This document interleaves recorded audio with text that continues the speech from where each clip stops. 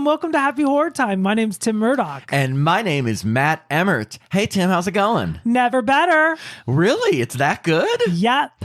So July is over. We're into August. How do you feel about that? Well, you know what? I hate to talk about the weather. We're going to do it real quick. It's sweaty and gross. It is sweaty and gross. If you live somewhere where it's not sweaty and gross, I'm jealous. I don't like being near 100. What? I don't. Near 100? Like the age of 100? That too. I'm 99. Oh, well, now that you are officially in the Valley, as you know, you've heard us mention, Tim moved last month. That's right. I've been here 5 days, 5 nights. 5 days and 5 nights. Well, you've been there actually a little bit longer. But yeah, in your head. Well, because true. that actually, you're right, because you've been watching dogs. You right. tell me I watched a cat for 10 days and then I watched a dog for 8 days. That is a lot of animal watching. So I mean, I could have been in my place, but I'm too busy, keeping America's animals safe. Oh, all of America's? Yeah. Really? They're all in the Valley?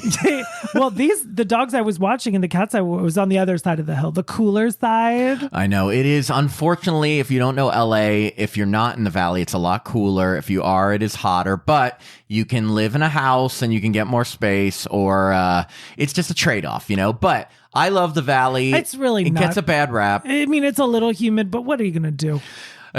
Well, we had a really cool end of August because unfortunately, Tim wasn't able to go with us because he was watching this dog. I was watching a beautiful dog and he was on a hunger strike because he missed the owners. I love that he's on a hunger strike. He's just like, they look at their food and they're like, F you, I'm not eating it. Wait, Temple of the Dog, a 90s alternative band, had a song called Hunger Strike. It was, I don't mind stealing bread from the mouths of decadence. Do you know who Temple of the Dog is? You have no idea. Me? I don't I remember my friends would listen to was there a group called 311? Yes, but that was that was like early 2000s. I'm talking 90s, Pearl Jam and Soundgarden combined. 311 was like 1996. Whatever. I'm talking Pearl Jam and Soundgarden. The two lead singers, Eddie Vedder and Chris Cornell. Yes, I know, this is crazy. They got together and they formed a band called Temple of the Dog, and their big single was called Hunger Strike. There's another group with the word garden in it, right?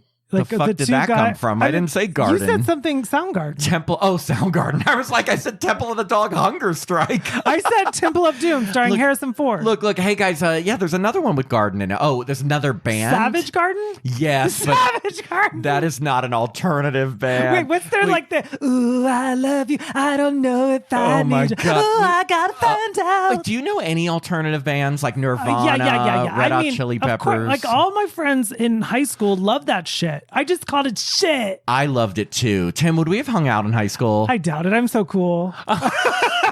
You were. I peaked. You were voted best dressed in high school. I got all the cool I'm sorry, stuff. but you know what that's code for? Gay. Oh, of course. I got all the gay ones. All the gay ones. I got always in a good mood. Most likely to suck dick. No, we didn't have that. Oh, did you have that at your school? Yeah, our school did. Oh, yeah. Okay. Mm-hmm. I had most likely to suck dick. I got always in a good mood, best dressed. Wait, you got always in a good mood. Always Another in a good mood. One gay. That's like happy. Look at this happy little man. Wait. Let me guess. Did you also get most likely to listen to Cher on a weekend? No. But the one I really wanted, I'm sure we've talked about this in our podcast in the past, but the one I wanted was best actor, and I didn't get it. Well, Tim, at least your high school was truthful. Oh, no. And I got nicest smile, which is very flattering. You know what I won? What? Nothing. No, you didn't win anything? We didn't have awards like that. Oh my God, you just faded into the walls like a wallflower. Well, no, I just didn't peak in high school. You know what? Safe to say I did.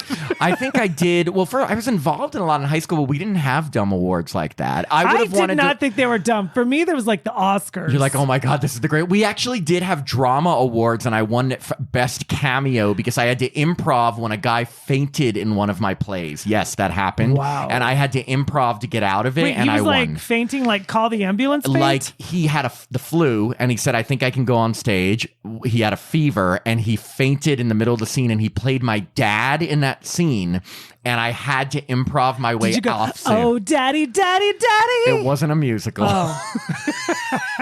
Oh, daddy. I started singing. They're like, hey, guys, this is a play. What are you doing? Yeah. So what I was going to try to say is that we had a great end of July because Jacob and I went to Midsummer Scream, which if you don't live in LA or California, It's this big horror movie convention in Long Beach. That's at a convention center. And this year, I swear to God, Tim, there was more people than I've ever seen. Oh, you know what? I don't want to say this, but I'm going to say crowds make me nervous. So maybe a good thing I didn't go. Crowds make you nervous? What are you, my mom? Yes. Hello, Phyllis. I'm here.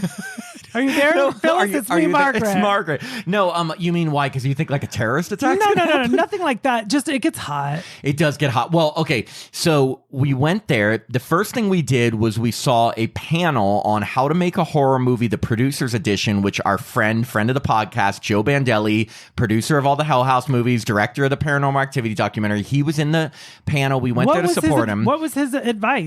Use your cellular? No, he was talking about like finding a director and a script you truly believe in. I know that's like, well, duh, but it's like you would think that actually that's not just an obvious one, because a lot of people will just pick something that, you know, can make them money, or they just to get them a job. And it's true. It's like if you really believe in and connect with the script and really are passionate about what you're doing, you'll actually want to make the best product you can. But he also was talking about how a lot of producers, you know, they want to be directors themselves and do their own thing. And he just had a lot of great advice. You know what? I'm going to make a film, and I think the tagline I want it to be like, someone's taken their love of scary movies one step too far. I've never heard that. I think it's going to be new and original. The thing is that Joe is, well, first of all, he's very eloquent. Like, he has a lot to say, but even though a lot of people know him as the producer of the Hell House LLC movies, like, he has made his own films. He's a director. He's a filmmaker, and I can't wait to see what comes next from him. I know he's going to be doing more projects and not just be the producer. Nothing wrong with producing, no. And he's he also a jack said, of all like, trades. He also said, like, I can't wait to put you in my film. And he goes, you know what you have to do. You're right. He said that to me.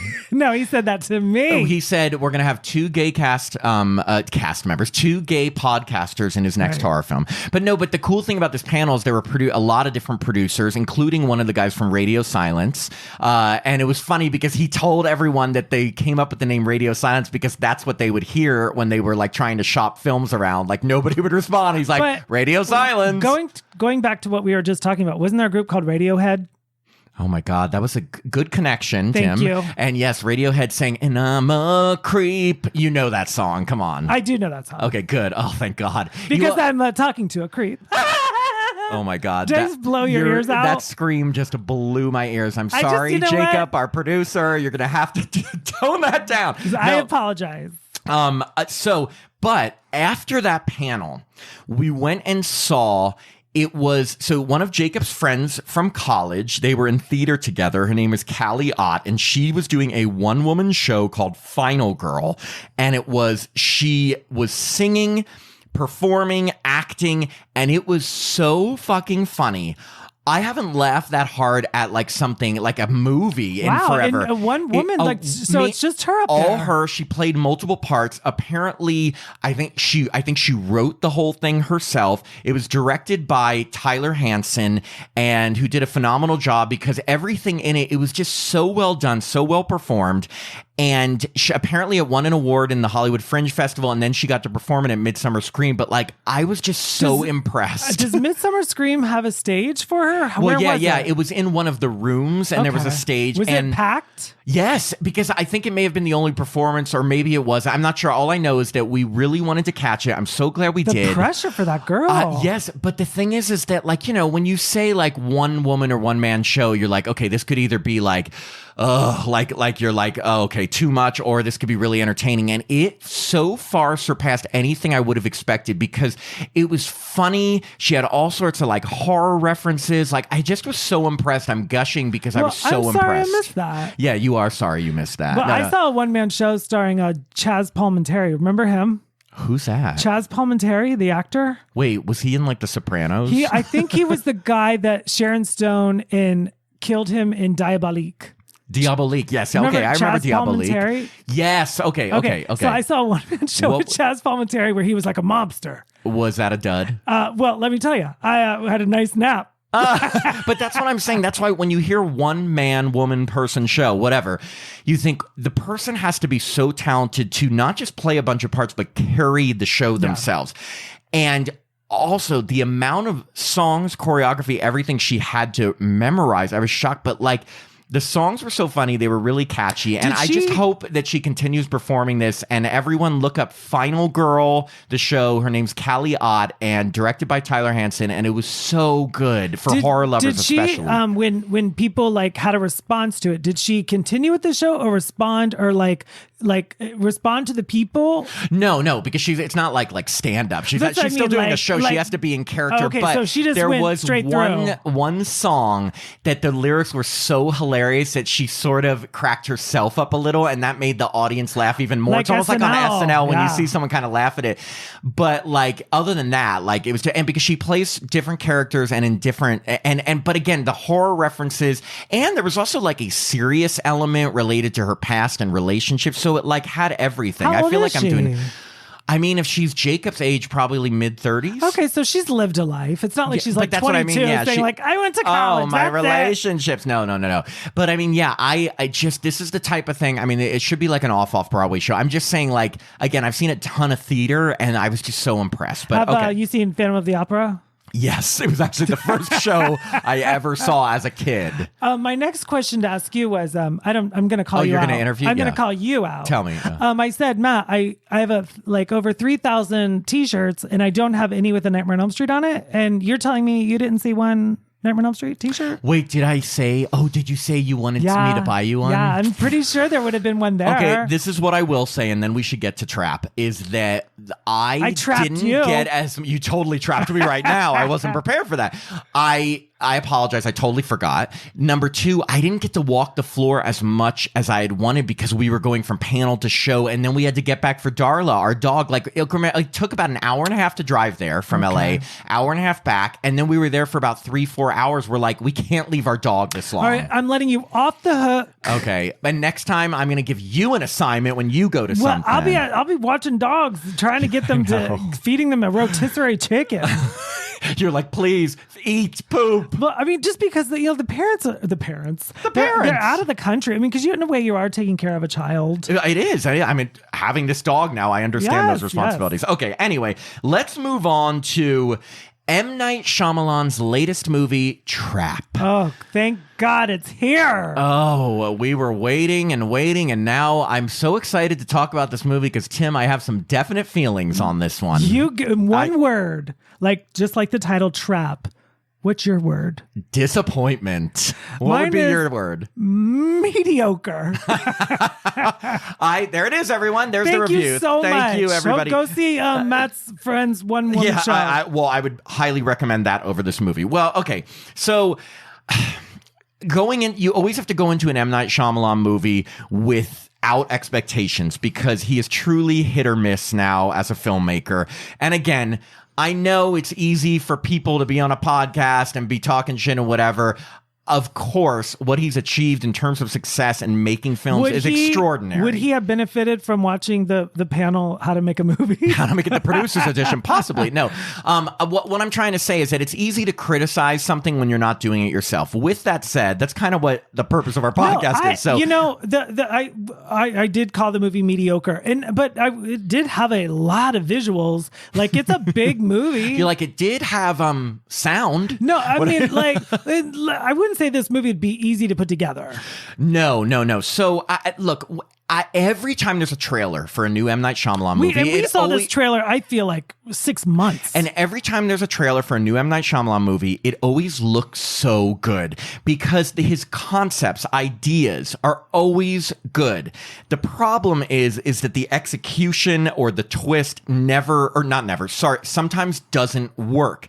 Again, we've talked about M. Night a lot before. Sixth Sense, Signs, The Gift, movies that we really liked, great. And then there's movies that just completely did not, like The Crappening, I call it, The Happening. The Crappening. Because, movies where, again... I thought Mark Wahlberg and Zooey Deschanel had so much chemistry. You better be kidding. That movie was so awful. But it's just like... I don't think I've seen a trailer for an M. Night Shyamalan movie that I don't remember being intrigued by. That is where his movies succeed. It's whoever makes trailers. make the trail. I mean, obviously that's the job. I was gonna say, you put it's kind of the job. Like, look at The Strangers Chapter 1. I thought that looked amazing. But I'm even going past just a trailer making it good. I'm talking about the idea of his movies. No, his premise was I bet great. every one of his treatments, you know, when you write a treatment for film, it's like a couple page outline. I bet they always are incredible because he has great ideas. He just doesn't quite execute all of them as well as, I guess, I don't know. It's tough when you've made so many movies and some are really good, some aren't, and then everyone's going to be judging you according to the ones that were good. Well, the one thing I really admire about him is that he really puts himself out there to be judged. Like, he puts himself in there, like acting. He writes and directs them. He doesn't. He puts family members in it. Like, everything that he does is like ready to be destroyed. You know what I mean? Well, and also, I'm pretty sure he knows at this point that he's become quite polarizing. There are people that absolutely love him. There are people that absolutely hate him. And I feel like you and I are somewhere in the middle. Yeah. Like, I am not going to say, ugh, M. Night Shyamalan, but I'm also not going to be like, oh yeah, M. Night Shyamalan. I feel like he produced The Watchers, right? Well, his daughter wrote and directed it. Okay, so it's like they're in the same family. So it's like, it's almost 2 for 2 for me right now. I mean, God, if you're going to ask me what's better, The Watchers or Trap, like that's like asking me, like, would I rather be... I will 100% say The Trap. It's called The Trap. It's called The Trap. I will call you The Trap. The Von Trapp family. Sing it. The family Von Trapp. Yes, from Sound of Music. You would say Trap's better than The Watchers. Oh, absolutely. 100%. Because as a gay man, I liked looking at Josh Hartnett for 2 hours. I really did. That's true. You didn't like looking at Dakota Fanning as much? Not really. Okay, so let's kind of set up this movie. So Josh Hartnett is the main character, and he plays Cooper, who is his father who is taking his teenage daughter Riley to a concert. And the concert is like, she's almost like an Ariana Grande / Lady Gaga sort of pop star, and her name is Lady Raven. Not Lady Gaga, Lady Raven. The whole time I was thinking of Raven Simone. What if he had cast Raven Simone to play Lady Raven? I wouldn't have cared. Hey, girl, you want to play a pop star in this movie? I had as much interest. I will say the songs were catchy. Well, so giving you a little background about Lady Raven, because this has proven to be quite polarizing on the internet. The girl playing the pop star in the movie happens to be M. Night Shyamalan's daughter, Salika Shyamalan. Now, if you look online, it just goes by Salika, which, like Cher. She really wants to be a pop star. Now, okay, I hate to use the word nepotism, but I may pull it out for this because... Whip it out, man. Whip it out. So I get annoyed when people say, Nepo baby, and they get really angry because we've talked about this. It's like, if you have that advantage, obviously you're going to use it. There's nothing wrong with that. With that said, to create an entire movie to showcase all of your daughter's songs, because apparently she had like 14 original songs that she wrote and sang in this movie. It seems a little bit much because the whole movie does take place, or most of it, at a concert where she sings many of these songs. Now, you are right. A lot of them were catchy to the point where I was like, should I get this soundtrack? So she's incredible as a singer. It almost seemed like a big commercial for her music. It was. But I will say it's like he really, if any criticism he's getting for this, like, he had to know what he was getting himself into. You made a movie where your daughter's pop star performances were the majority of the film. Of course, people are going to be like, you made a movie just to showcase your daughter. Josh was so likable, and the relationship he had with the killer, the butcher, labeled the butcher. He was so likable. No, I mean, like, but see, that's the big problem with this movie. We never see him really go back. Yeah, ever. So Josh Hartnett at the beginning, you just think is just this like supportive dad. He got tickets to the concert for his daughter because she got good grades. Do you remember what row it was? I'll be impressed if you know. Oh my God, it was somewhere on the floor, 44th. Yes. Oh my God, good job. Okay, and there is a fun dynamic between dad and daughter because she's kind of bringing out the like Gen Z, Gen Alpha language, and she's like, Dad, don't sing. Dad, don't say crispy. Yeah, she said, "Oh my God, that thing is crispy." Now, have you heard that before? I have only not. Because of you and I talking about that little video that we watch constantly. The Krispy Kreme. Yeah, yes. But she's not using crispy. I know she's not using it the way we use it. But no. I'm saying she's not using it the way this girl used it. Oh no. Apparently, crispy means like cool, like almost like saying that slaps, which I still think is funny. That slap sounds so vulgar to me. She said it in this movie. She's like, these seats slap, Dad. What are they slapping? I don't know where my mind was. Tim, what are they slapping? Ass. They're slapping ass. So they get to the concert and, they have great seats, whatever. And concert starts. We get a few Salika songs, blah, blah, blah. And then we start to see that there's a ton of cops and SWAT people around. And headed by who, Matt? Okay, so the FBI, they have a profiler who they've called in to help them. And she's played by Haley Mills. And if you don't remember Haley Mills, she was Miss Bliss on the Saved by the Bell show before it was high school. Was the title Good Morning Miss Bliss? It was called Good Morning Miss Bliss. Then they switched it to Saved by the Bell. It's all right because I'm Saved by the Bell. Thank you. Beautiful. This is when they were in junior high, and it was only Zach, Screech, and Lisa. It was before Kelly and Jesse. Oh, God, I miss them. Ann Slater was before them. But Miss Bliss was their teacher, and it was Haley Mills. And I kid you not, I have not seen her in anything since then. So it was like, oh my God. Does she it's have like a 30 famous years. Sister? I don't know. Janie Mills? No, I thought she had Katie Mills? Her sister, I think, married Maxwell Caulfield from Grease too. We'll never know. I mean, well, there is something called the internet. But You I'm probably could look it up. you. Yeah. So, but anyway, Josh Hartnett, he's looking around he's looking around and they're going to get a t-shirt for his daughter and he asks one of the attendants, hey, what's going on here? And he's the attendant. Do you remember the name of the tenant? Parker? Jamie. Oh, yes, because it was your brother's name. Yeah, I was like, right. oh, that's so cool. Oh, okay. I loved it. So, Jamie, very stupid move because the employees are not supposed to tell people this, but he tells him. He literally tells us the whole thing. He says that the FBI cops, everyone have set up this huge trap outside the concert because they got like some sort of tip that this serial killer named the Butcher, who's killed I think they said 12 people. I thought it was 14. I mean, who cares? Matt, I care. These traps, get it right. I thought it was 12, 14. Let's split the difference, 13. So he said that they've set this trap up so they're not going to let anyone leave without questioning everyone and finding the Butcher. They just know it's a man, but they don't know anything about him. And so, okay, my first thought is, great idea. How are you going to talk to every fucking man at the arena? It was actually a very cool idea. Haley said on the Haley Mills. Haley Mills. I know. I don't remember what her name was. What's this called? The walkie-talkie. Thank you.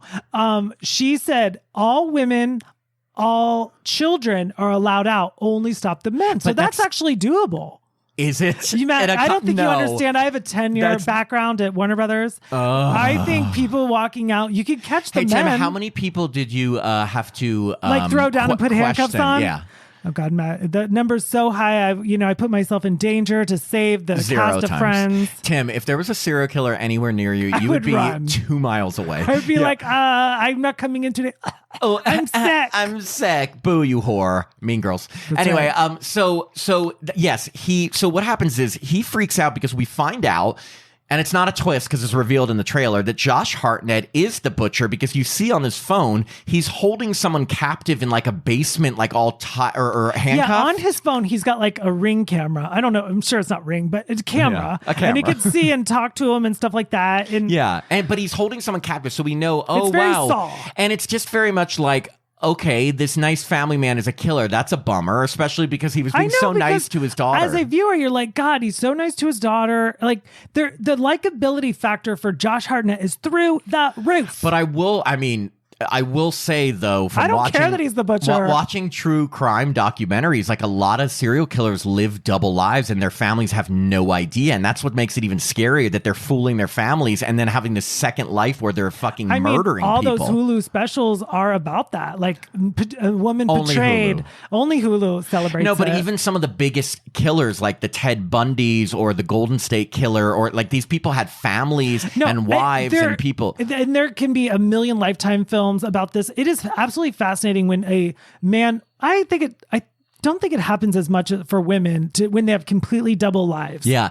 Well, also the majority of serial killers happen to be white men. So it's just that's how it is. Don't stop looking at me like that. I know Tim's a serial killer. Anyway, so when he finds this out, he realizes that he has to do something. And the first thing he does is he's able to, pretending that he just wants to get a shirt, he's able to steal the guy Jamie's badge because Jamie is just so oblivious. He goes, hey, can I come with you to get that shirt? So they go down into the room, and he goes, he's got a box cutter. He hands it to the butcher, Josh. Yeah, and he's holding the box cutter, but nothing happens. I was like, oh gosh, this is where we're going to get to see the first kill. Guess what? Nothing. But what Jamie, the guy, the attendant, what do you call it, makes the bigger mistake. He tells him the password that employees are using to identify them. Do you remember what the password is now? Wait. It's a famous musical. Hamilton. Yeah. Hamilton. And so I'm just thinking like, oh, wow, Jamie, you suck at your job. He really does. Like, I get it. You think Josh Hartnett's just like the happy father, but like the whole point is that they're trying to find, like, you got to keep this secret. So anyway, by whatever. the way, because I don't want to forget this little fact, Jamie does come back in a credits thing. Post-credits. And you know what? I was hoping that would get a bigger laugh. I think the audience was just kind of like, okay. It would have gotten a bigger laugh if it were funny.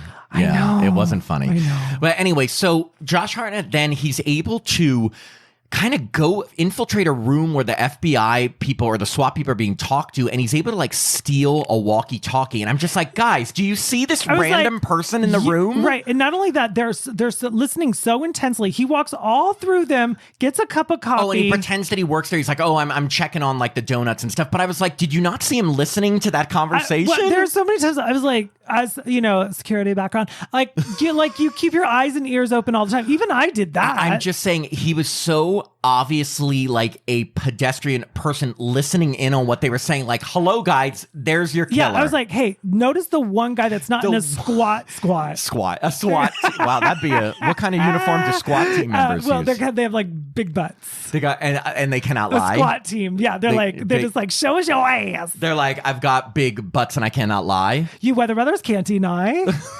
Never rap again. Anyway, so he's able to steal walkie-talkie, but so he hears what Haley Mills is telling them the whole time, and that's when she's giving them directions like, don't let, like, nobody can leave, all the exits are covered. He steals a walkie-talkie and puts it on his ear, and he gets all of the information he needs. I just said that. No, but I mean like really all the information. Like I know he's hearing Haley Mills. She's like giving all the directions. No, but I mean like he came on at exactly the right time. Yeah, I know. And it's funny because it's almost comical that he is able to get away with so many things that, like, if you have a full SWAT team, FBI, whatever, you're missing the dumbest shit, like people stealing your walkie-talkies, getting passes or whatever to get around the stadium. Access card. Yes. So it gets to a point where after we hear about 17 more of Salika's songs, the daughter is like, Dad, why do you keep walking She goes, off? You're acting strange. And there's like a little subplot where the daughter's had some beef with her teenage friends. And, okay, so I think he ran into the mom like 3 times, and that was very comical. It was probably the only funny parts. The mom was a little unhinged. Yeah, a little over the top, but you know what? It kind of fit the ridiculousness of the whole film. It added that element because you see, I think the beauty in Josh Hartnett's performance is that it was a little comical for me, but then I realized he's playing a guy who's trying to keep from unraveling. Right. Like he's trying to hold back his serial killer instincts. And even while he's watching this mom talk, you can tell he wants to wring her neck. Right. So he's trying to figure out like, okay, like how are me and my daughter going to get out of this huge stadium? And he hears that the only place that they're not going to have like a bunch of agents and stuff is backstage. So he's like, I need to get my daughter backstage. So who does he run into but M. Night Shyamalan himself? The director. He decides to, in a big departure from reality, play the uncle of the pop star, not the dad. Crazy departure. I mean, it's interesting that they picked that. Uncle, because I think the dad wouldn't the dad of like a star would maybe probably be work. in the front row and not work. Yeah. So he tells the uncle, I thought this was kind of funny because they find out that there's something called a dreamer girl, which Lady Raven brings one young girl on stage to dance with her. They call it the dreamer girl, and you have to be picked. So he tells the uncle, he's like, oh, my daughter's been such a big fan, especially after she just got over treatment for leukemia. Which I thought that was going to come into play later. Like it was going to how be you a doing? slip up. Oh, and yeah. Like, oh, honey, how are you doing? doing after leukemia And she'd or be whatever. like, But what? that never. I mean, I thought that was kind of a missed opportunity. It was funny though because he knew he's planting the seed for like, oh, pick this girl, and he's like, yeah, she's been such a fan, and after getting through leukemia, so what happens? But he picks her to be the dreamer girl and takes them both up backstage. She gets pulled on stage with Salika. They get to dance. By the way, did you like their dance? I actually did like their dance. I thought that was highly entertaining. I did not mind that, but it literally stopped the film. It's a weird moment, and you get Josh Hartnett's looking around. He's like, okay, how am I going to get out of here? How am I going to get out? But here's the problem. Then he realizes there's agents at the backstage exit also. I was like, oh, they're home free. And he's like, yo, but he wasn't. The movie does have a tendency for the viewer to be rooting for the butcher. I was too. I was thinking that too. I kind of wanted in to get a out. weird way, I was rooting for him to get out too. It's almost like you've been with him since the beginning, and it's like this weird fascination with trying to help him get a way out. I don't know. I was too. I was like, why am I rooting for him? I'm a cheerleader for the butcher? Yeah, because he doesn't seem like that because he didn't kill anybody, at least on the film. I think that's it's weird when, like, you remember the movie Something Borrowed? Yes. Okay, and like, you know how they're like Kate Hudson. Right, and like Kate Hudson, it's like you're rooting for the adulterers in that movie. Like, you know what I mean? Like, it's her best friend. I know. And it's like, that was the because kind of setup here. They don't paint Kate Hudson out to be the most likable character, and the other girl seems a little more down to earth, even though she doesn't do it the right way. But yeah, right. It's weird. So but also, that's what I was thinking. I was like, we are I love that Something on. Borrowed is related to Trap. Right. No, but I mean, like, I was like, what's another movie that I was like, the people aren't doing the best thing and they're not particularly... There's like, tons of movies where you're like, am I rooting for the right person? But you are. But here's what happens. So they realize that they get to kind of hang out with Lady Raven backstage, and he hears conveniently over that walkie-talkie or he hears from one of the backstage people that the only people they are going to let out without like questioning are Lady Raven's close like vicinity. So he realizes he's going to have to be able to exit with her. So he's like, hey, Lady Raven, can I talk to you for a second aside from my daughter? Takes her into her dressing room. Wait, before you say this big twist, we have to acknowledge that one of Lady Raven's friends that she sings with. Yes, played by Kid Cudi from X. I didn't know who he was. He the was guy with the huge dong in X who's having sex with Brittany Snow. Yes. Oh my gosh. I know, totally different He's got role. a blonde hair wig. Yes. So he's so mean to his assistant, and you think like he keeps like, get me kombucha, bitch. Yes. Like he's terrible. So I was like, oh, this guy's kind of bad. So I was like, I wonder if like Josh Hartnett is gonna like take him out. Nope, but he walks by Josh Hartnett and gives him a look. Oh my God. Flirting. He gives him like, I want to say a wink, but then not only does it do it once, he does it twice. And everyone in the theater laughed at that. Was probably the funniest part. It was so funny because he had the hots from like all of America. Like, everyone watching Josh Hartnett, he's a hot guy, and like he just and it's just so funny because nobody knows that he's a serial killer, right. Obviously. So he takes Lady Raven in her dressing room, and he decides, I'm just going to tell her I'm the butcher and force her to take us out with her. So he says, because apparently he finds out that Lady Raven knew about this trap. This wasn't new, that she had been working with the FBI. She's working side by side with Miss Bliss. Yeah, with Miss Bliss. Because apparently, like, they knew that he was going to show up at the concert, so she was all for it. So he basically tells her, I am the butcher, and he shows her on his phone the guy that he has tied up in a basement, and he says, if you don't do everything I say, I am going to press a button that releases carbon monoxide and kills him instantly. He goes, it's up to you. He's like, so you can rat me out right now, or you can go along with what I say, and rat me out and he dies, or you go along with what I said. So, okay. So this is where the movie takes a nosedive. Okay, so first mistake. How do you know? Okay, if you're her, Salika. The second you go anywhere with a serial killer, you're putting your own life at risk. Not saying to forget about the other guy, but number two, how do you know he's not bluffing? How do you know that he can connect a button to carbon monoxide? And if you help him escape, how many more people are going to die? Like, I feel like I would have been like, fuck off. Right. There's the killer's here. The killer's here.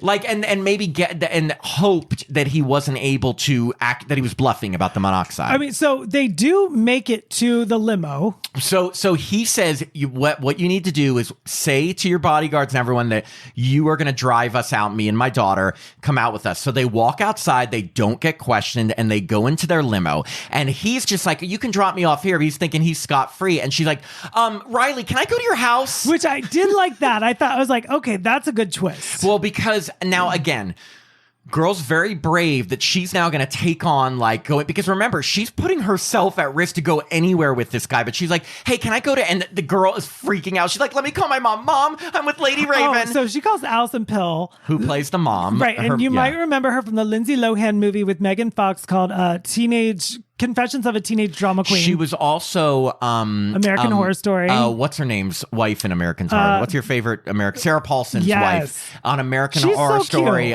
Cult. She was one. She's like, Mom, and she's like, oh my God, the house is a mess. She's like, well, we're coming home. Yeah, and she's like, I'm coming. I'm with Lady Raven. So the limo driver drives them home, and Josh Hartnett is giving her like the death eyes, like, pissed. Don't you dare come back to my house. But she's like, I want to see your house, Riley. So they go into the house, and like the mom, her little brother, they're so excited, and Josh Hartnett looks like he wants to like murder her in a second because he has a history, because he's murder, the butcher, because he's a murderer. And he's just like, what is this girl doing? And then to make things even worse, they're all sitting around, and Lady Raven says to the family members, hey, have you guys heard of the butcher? And Josh Hartnett's looking at them like, what? She's like, yeah, he's a serial killer. They're like, a little bit. She's like, no one stopped this pop singer from telling this horrendous story about the butcher. She says, and this is when us as viewers find out how they knew he would be at the concert. She says, they found at this there's one of the houses he uses to like kill people. They found a receipt for a ticket stub to my concert. So they set up a trap to try to get him. And isn't that crazy? And then she says, just to like to jab at Josh Hartnett, she says, and we heard that he's a sociopath who has some mother issues. He definitely has issues with his mom and stuff like that. And Josh Hartnett's just looking at her like, you let bitch. Me walk you out. And she goes, let me sing a song on your piano. Yes, she keeps prolonging it. And by the way, we forgot to mention this, but it's so little part of the plot is that throughout the movie, very half-baked subplot,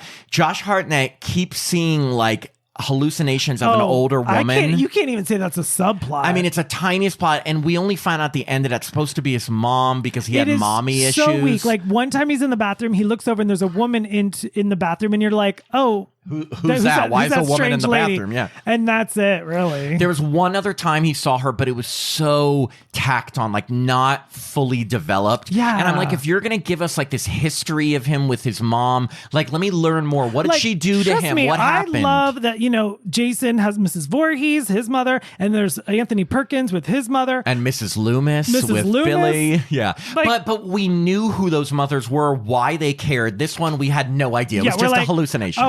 It turned him into the butcher. Exactly. So before he's like, I think Lady Raven has to leave. She's like, oh, Riley, you want me to play you a song? And I thought the song was really good. And then we get another fucking song. We get it, M. Night. But, you want your daughter to play. Anytime like these songs come on, the movie stops.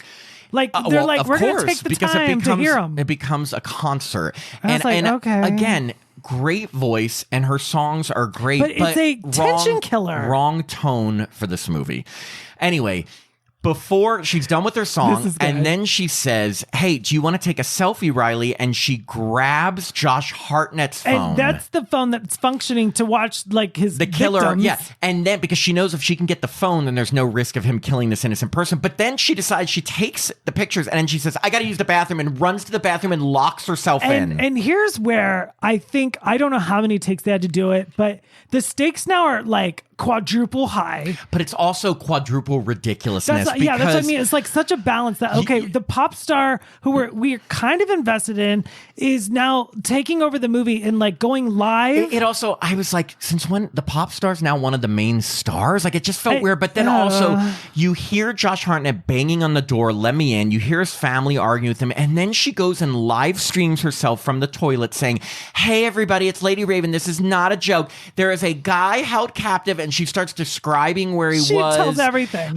And it just is like, it was cheesy and weird. Okay, so you and I are used to like the 1987 film The Stepfather, where like at the beginning of the film, he literally kills his whole family and there's blood all over the walls. Yeah, it's like the opening scene. Yeah. Right. So it's like, I was expecting in my mind, like on the other side of the door, she put that whole family in jeopardy. I was like, is she going to open the door and like the whole family's going to be bloody? The thing. When she's done with her live stream, she gets information from the guy where he is, and she tells her fans like, please save this guy. He's being held captive.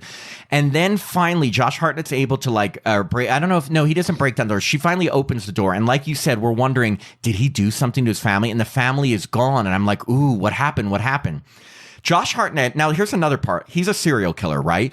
Why wouldn't he have just killed the pop star then? Like, she's so fucked with him. But instead, he just grabs her and takes her with him and says, "You're coming with me." Oh my God. And then this is where it gets super duper weird. Wait. Before we even go into that, were you wondering, why doesn't he just kill this pop star? Of course. I was like, if he's the butcher, why isn't he just killing her? Instead, he's just trying to exit. But yes, he is trying to exit out of the garage, and then the family is outside. Right. But wait, before he opens the garage, she pretends to be the mother. This was the cringiest moment of the entire movie. Apparently, she's a psychologist. Lady Raven not only knows so much about the butcher's mommy issues, but decides that she's going to pull a Ginny Field from Friday the 13th Part 2, pretend she's your mother, and she says, "Don't do this, Cooper," or like, "You've been a bad boy." It was so cringy, Tim. I looked at you in the theater. It was cringe times 10. It was like, because I was like, maybe I can't even say like in another actress's hands it would have been better. I can, because first off, her acting was very stiff. Questionable. Again, great singer, great pop star. Acting, not so much. Secondly, she had tears in her eyes. That could be Visine.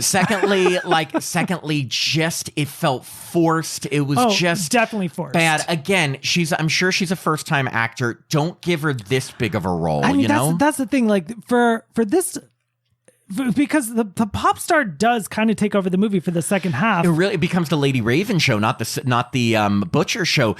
And then having her do this, like, "I'm going to pretend to be your mom," it just felt really just inauthentic. Like, again, when I keep thinking Friday the 13th Part 2. If he's so smart and living this double life, he's like, "Oh, I'm going to fall for this crap." First he's like, "I know what you're doing." Then he's like, "You don't know me." And he was almost falling for it. And I was like, at that point, that shows how good of an actor he was, that you were like, you're falling for it. Yeah. Like, I just like, it was so cringe. And then the garage door goes up. He's going to try to exit with her, I guess, take her as a hostage. And his family, who we find out he didn't do anything to, he just locked in a room. Again, I'm not a gore hound, I promise. But if it's a movie about a serial killer, he probably should kill someone, right? No one was killed, so no violence, nothing. No, we never saw him do an act of violence, or did we? Just at the very end with the eyes, but thing, which we'll get to. But it's like a blip. So his family's there, and he So you think he's going to get caught because Lady Raven gets out of the car. The police has been called. They get there, and you think that they're about to get him, but he disappears into the house.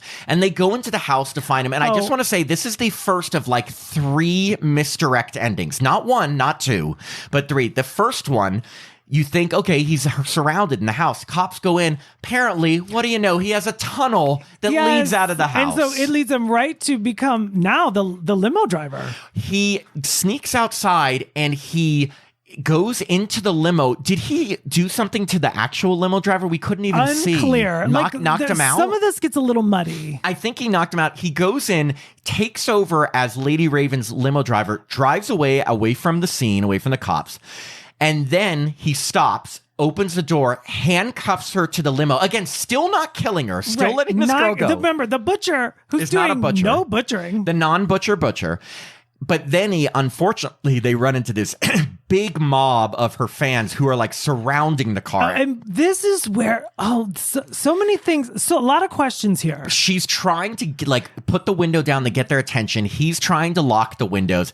And then somewhere within this, the SWAT team realized that I guess he escaped into her limo.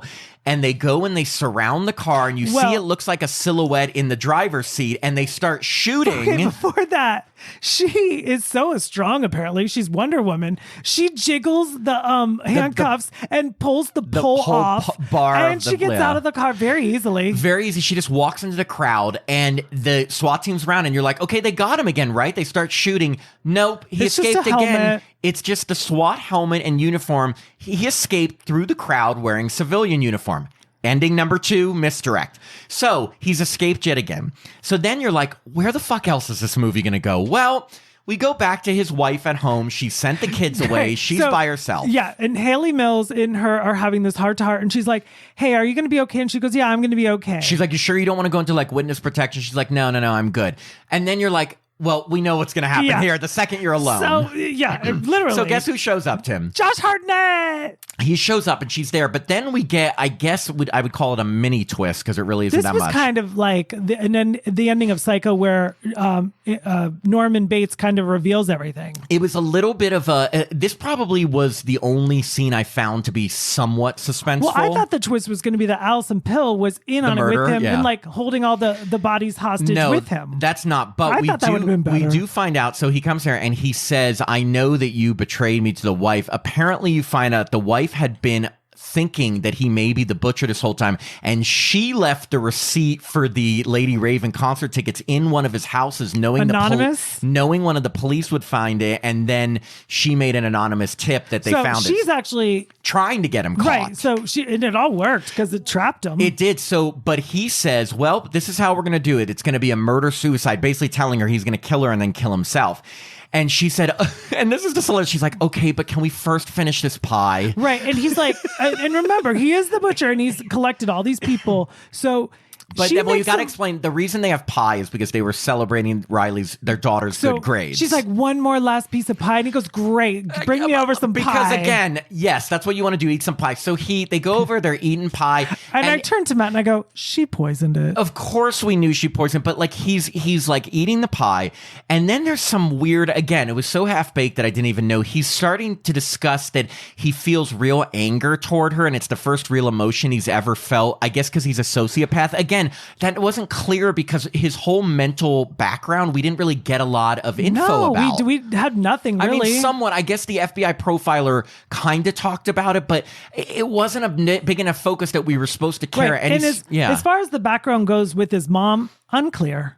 Everything was unclear. So anyway, he's eating the pie and then he starts to feel kind of like a little off and he's like, you found my drugs or something. And so we find out it wasn't even poison. She just drugged him and the drugs were so weak, he just kind of wobbled a little. Well, and not only that, there's the best part of the movie for me. He decided to take off his shirt before he killed her so there'd no be blood on it. It's so funny, listeners, because thank God he did that. Takes off his shirt and you're like, why did he just take off his shirt? Because he's not killing her or anything, and he just sits and. But he did have a big old. What's that thing called? Butcher knife. But he didn't do anything, so he's literally just sitting there shirtless for the last like 10 minutes of the movie. Me up. I mean, great decision on M. Night Shyamalan's part, especially for little gay boys and women, or maybe gay men, sorry, and women, because he looks great. Right, and by the time we got to this point, I was kind of like. But it felt so forced. First off, if he wants no blood in his clothes, shouldn't he take his pants off too? Yeah, wouldn't that be hilarious if he was just like standing there in his tidy whities? Fully nude. Well, you don't want to get anything on your tidy whities, Tim. You're absolutely right. I mean, as a butcher myself, oh my God, I just revealed it. So he's a little bit drugged and he's like pissed. And then apparently the FBI arrives and they tase him. But apparently that doesn't work. Is he Michael Myers? Like they have to tase him like 3 times. This is the butcher and they're just using tasers. I feel like they would have brought a gun and blown him away. Considering, and again, I don't want to get political, but considering how often the cops just shoot and don't even think about it, you would think with a serial killer they would probably do. I think in situations like this, when they're this strategic, they want to study. They want to apprehend him. Yeah. But usually cops just shoot and don't even care, and it's awful. But these cops, of course, are responsible and just apprehend with a taser. They tase him over and over, and they finally get him shirtless. And this is the one act of violence he does attempt to do. He tries to take his thumbs, kind of like a la Misery, and like jam them in this guy's eyeballs. That literally was the most violent the whole movie got. Him sticking his thumbs in a guy's eyes for about 2 seconds. It worked, right? No blood. I didn't see any blood. You're right. It started to work, and then they tased him again. It was no Night of the Demons, 1988. It was, and it was no, wait, what's a movie where you're, Halloween Kills. You remember that guy got his eyes gouged out. Anyway. Maybe we are bloodthirsty. It's just a serial killer, maybe a little blood or some killing, maybe? I mean, I guess a PG-13, this is all we're going to get. Anyway, so they finally have apprehended him. And, his biggest thing that he's pissed about, especially at the wife, he's like, I'm not going to get to see my kids grow up. I'm going to be good. So as they are, this is hilarious, as they are taking him out of the house, Two things are nuts. He sees that Riley, his daughter's bike, is on its side. So he stops to pick it up and they just let him do that. We're talking a SWAT team. Why do I keep saying SWAT team? SWAT. They let him. You would never let a criminal handle anything. Like, hey, let him pull up the bike. And the second thing that's crazy is that the kids return home and his daughter runs up to him and they let him embrace her. There is no way a SWAT team would let their daughter and father near a serial killer like that. And so those are the two things. But then if you thought that wasn't ridiculous enough, and I promised everyone a third misdirect ending, they put him in the back of a police van. And then guess what? He stole like one of the spokes out of that little bike and he uses it to unbuckle his handcuffs unbuckle, and unlock. Then we get a real close up of Mr. Hartnett. Like laughing and looking all sexy. I was a little Norman Batesy Psycho, but it at the end, I know we've used that reference up at the end. It is very similar. And again, so now I guess we're supposed to suppose that he just unlocked the handcuffs, so he's going to get out yet again. The butcher's going to get out yet again. And then we get to credits, and then shortly after that, we get to that scene that Tim mentioned. Jamie, the guy from the concert, and he's watching TV, and they reveal, they're like, we've now caught the butcher, and they show his face, and they just have Jamie's reaction like, what? He's the butcher? And you know what? The crowd goes wild. No, actually, the crowd, Tim looked at me and said, comedy. And that's what Tim says when something's not funny. Right. I say, ho-hum. It just was just a bad ending. So anyway, I just... I know. Okay, I'll go first because I feel like Matt. You'll be willing to be more truthful about how you feel if I go first. Only because I just was very disappointed in this movie. I found it completely suspenseless, not suspenseful. I found there was a lack of tension. I did not find anything scary. I thought the ridiculous ways that he stole things at the concert, got out, and handled things was crazy. I thought there was way too much emphasis on the Lady Raven singing. It's so to the point of it being obvious that he wanted to promote his daughter. I thought the constant endings and misdirections got to a point where I was like, is this ever going to be over? And I just was really disappointed. Now, what I will say on the positive side is that I wasn't bored, which I know sounds weird because I just knocked the movie, but when movies get so cringy, you're like, what dumb thing are they going to do next? I guess what I'm trying to say is at least was fast paced, so I was still paying attention and interested, but it just was not scary, suspenseful, and no real twists, a lot of half-baked subplots, and just ridiculous elements.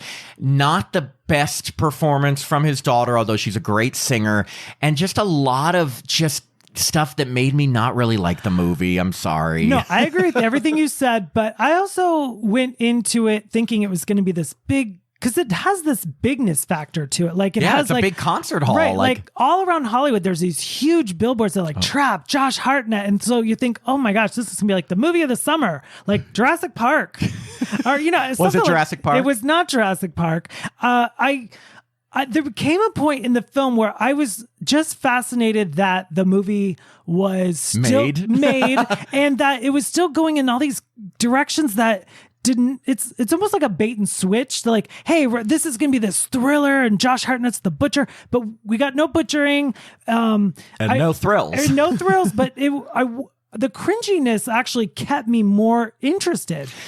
Because I was like, okay, this is so silly that I'm fascinated. I could only see myself watching this again if it was to kind of laugh at it with friends. And there's some movies that we it's like Mommy Dearest in 1981. She was playing it so over the top. Right. This is a autobiography of, who did she play in Mommy Dearest? Faye Dunaway was playing Joan Crawford. Joan Crawford, yeah. Right. So you think you're going to see this serious film. And then when you don't get that, it's very campy. And here's the thing about campy movies is sometimes they become cult classics. Right, and you never know.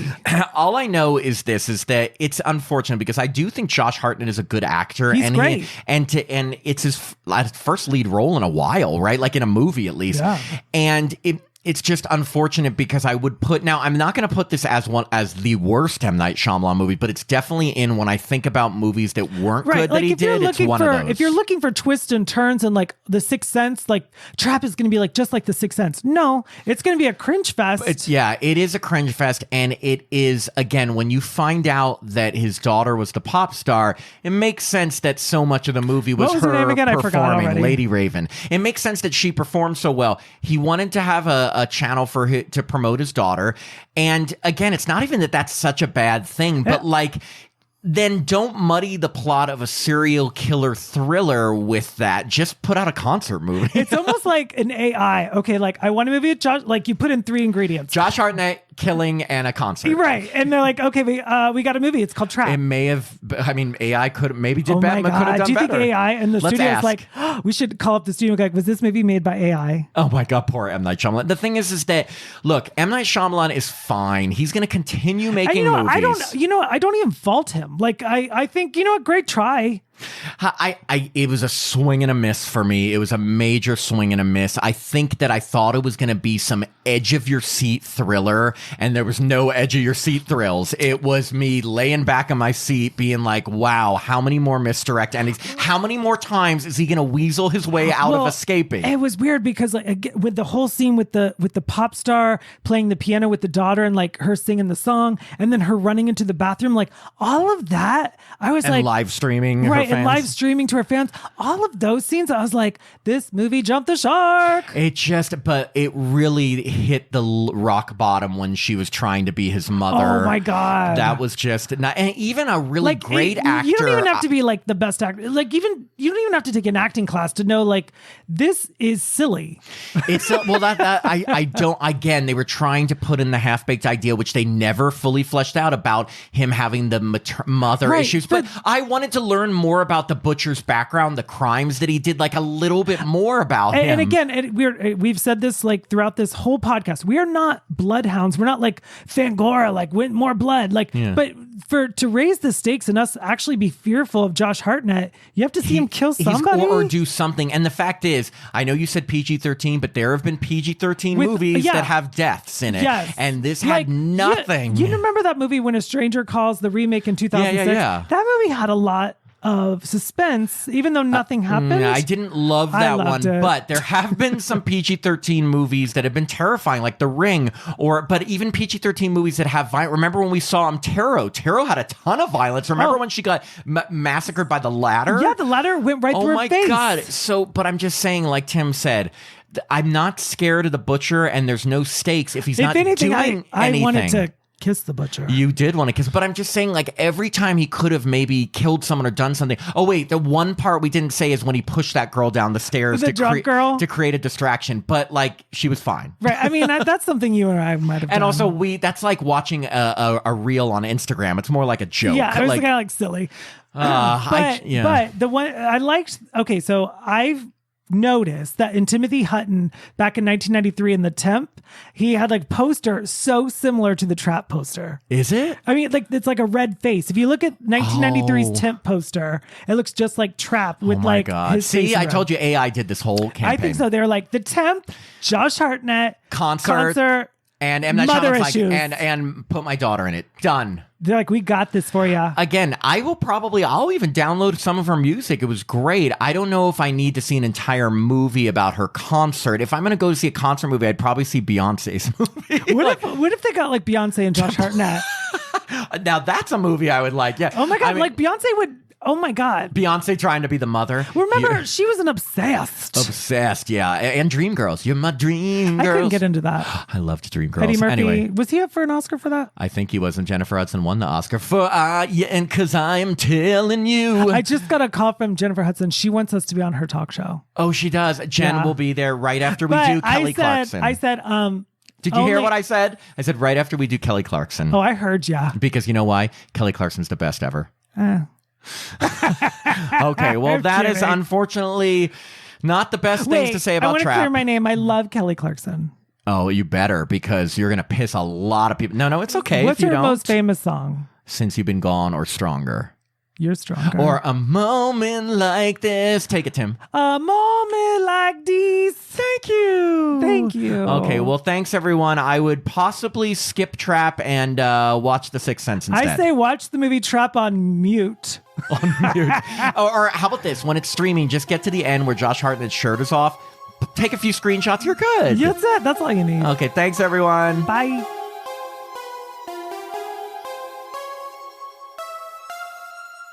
Thanks for listening to another episode of Happy Horror Time. If you'd like to support the podcast, please sign up to be a patron at www.patreon.com/happyhorrortime. As a patron, you get access to all our bonus content, which now includes 2 new bonus episodes every month, a monthly after-show mini episode, access to our Discord community so you can chat with us directly, and the chance to review a film with us in one of our bonus episodes. Patrons also get all our regular episodes ad-free and a day early, our monthly newsletter, the chance to vote in polls, and autographed Happy Horror Time stickers. I'm Matt Emmert. And I'm Tim Murdoch. And we hope you have a happy horror time.